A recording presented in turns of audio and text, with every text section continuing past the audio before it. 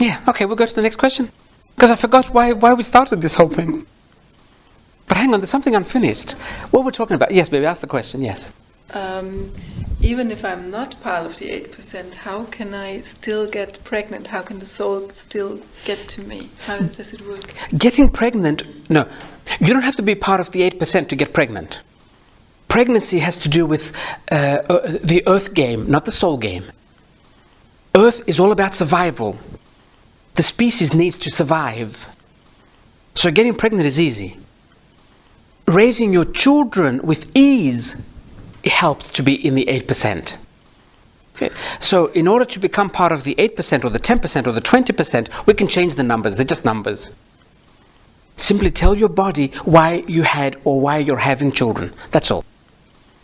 And then you'll be just like you had programmed that before you were born. It's our thoughts and words that program our body every single minute of the day.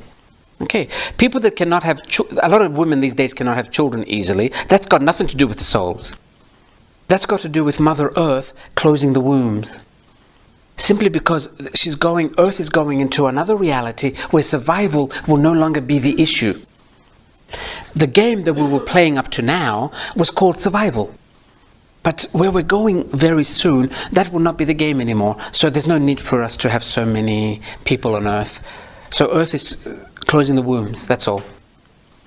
One of the reasons people on Earth are so miserable is because they never look at nature. They never look at nature's needs. And they say, no, I want a baby and I want it now.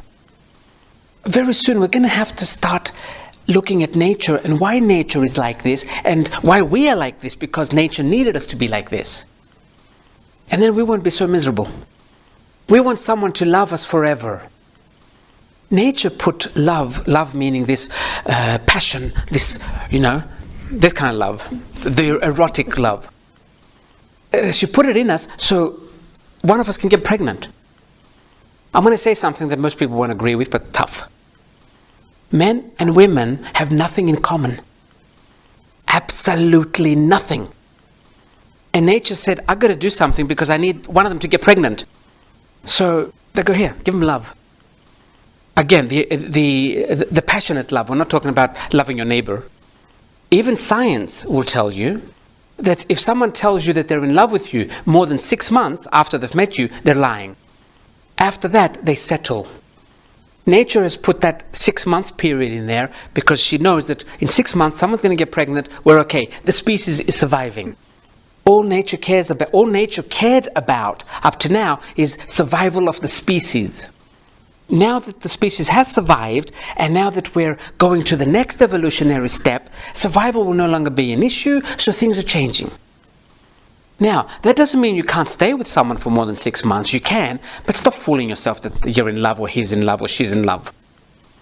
Because you're worried for nothing. And we don't enjoy life. We're worried if that person loves us.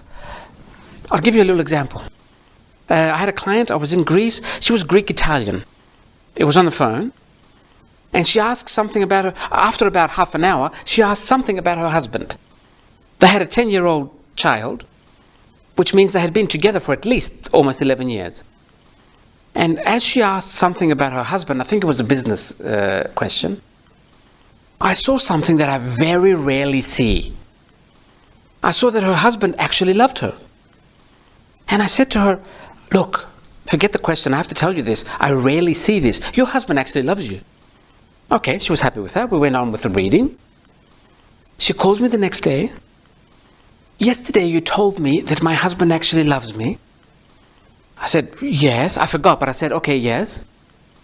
But I have to ask, is he also in love with me? It's not enough. It's never enough. Because we don't love ourselves. So it's never enough. The secret is to love yourself. And then everything will be enough. Okay, I don't know how we went there either. Go to the question. Do we have a question? Yes. Okay, the situation is like that. Child is grown up. Everything is perfect. Take care of themselves. But whenever there is a problem, comes to the mother and is asking for help, but with the energy of victim, like a need. No, no, you owe me something. Ah, okay. We've got two answers. No matter how old the child is, if it asks for help, it's okay. You can give it without going into its book and without you coming out of your book. Because the second law in the universe is ask and you shall receive. Now, it's coming with the attitude of you owe me something because, is it your child? Is the child yours? Yep. Yeah, because you shouldn't have had it. She knows that. So why are you asking me if you know it? Okay, now, that's okay. Let me channel it, okay? Because I don't know what you can do with it. Okay, we're going to ask the question, how should I handle a situation? Hang on, let me think of a question first. Let's ask the question, how can I handle a child that believes I owe it something? Is that good? Okay. You're going to have to get a little metaphysical. You're going to have to say to the child, not when you're having an argument, when it's a quiet moment, look, we always, without exception, choose our parents. I don't know what you wanted to learn, and you chose me to play your mother. And this is why sometimes you get angry at me, but I can't do anything about this. The way I am is... No. You chose me because of the way I am. And hopefully the child will start understanding.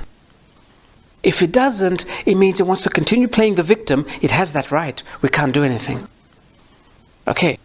2-3 years ago she did that already when she talked to her. Okay. And it didn't.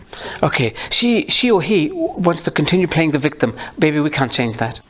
Okay. We have the right. If that's the role they want to play, they have that right. But, look, I've been doing this for like 12-something years. I've done over 8,500 sessions. I have never had a soul say, you're not a good parent. Never. Now, there's no such thing as a bad parent, because there's also no such thing as a good parent. We play roles. It's like calling actors, he's a bad person. He's an actor, it's in a movie. So being a parent is a role. And you're playing the role that your children asked you to play before they came here. So never, never, never even let it cross your mind that you were not a good parent. It doesn't exist. That phrase does not exist. It's a role.